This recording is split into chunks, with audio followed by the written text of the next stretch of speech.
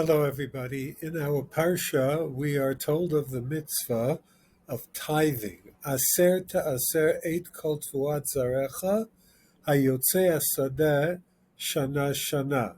Interestingly, the Torah uses a double language.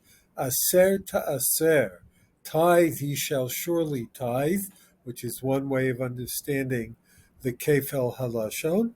But Chazal had a different way of understanding this double language, and that was through various drashas, including one that appears in Masechet Tanis, in which Chazal teach us Aser kedei shetit asher. You shall tithe in order that you become enriched.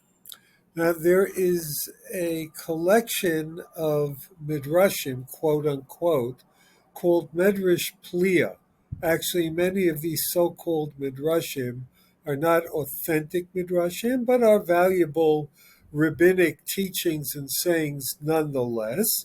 Many of the midrashim quoted in Medrash Pliya claim to be based on ancient medrash.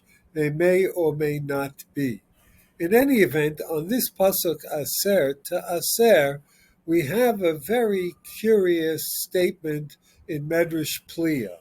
Harei hu dichtiv im hasamol ve'emina ve'im hayamin va'asmeila. This is a quotation from the book of Bereshis, when Avraham Avinu recognized that he and his nephew Lot had to go their separate ways. So he said to Lot, you decide where you want to go. If you go to the left, I'll go to the right. If you go to the right, I'll go to the left. What does this have to do with our pasuk? There are a number of Sepharim who try to explain this curious observation that's found in Medrash Pliya. And one of them is in a sefer called Chastei Avot from a 19th century Talmud Chacham, Rav Yechiel Michal Fischler, and he says the following. The word aser, to tithe, is written with a sin. The dot on top of the sin, to distinguish it from a shin, is on the upper left. The word for riches, osher, is with a shin, where the dot is on the upper right.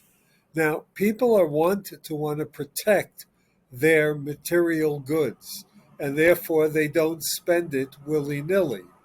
Therefore, there are some people who might think that if I am stingy in giving charity and I keep more of, quote, my money for myself, I will thereby be enriched.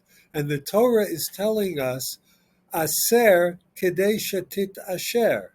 When you spend money and give it to the needy who truly deserve it, yes, from a purely economic point of view, it would seem that you are somewhat impoverishing yourself while you enrich someone else.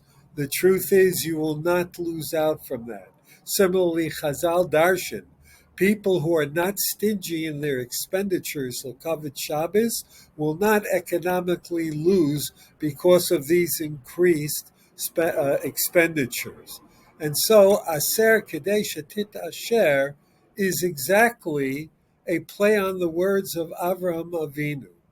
If you think that you're going to become rich by putting the emphasis on the word osher with the dot on the right, it's not going to work.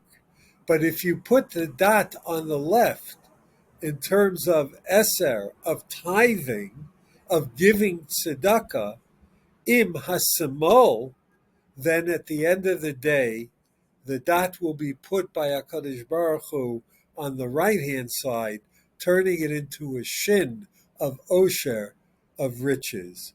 All of this comes from a recognition that what we have acquired in this world is simply by the will of HaKadosh Baruch Hu. Doesn't mean we don't have to work for what we have, but we rely on the blessing of the Almighty in order to have our efforts crowned with success. And thus it's the will of HaKadosh Baruch Hu Tein lo mishalo. This is all his.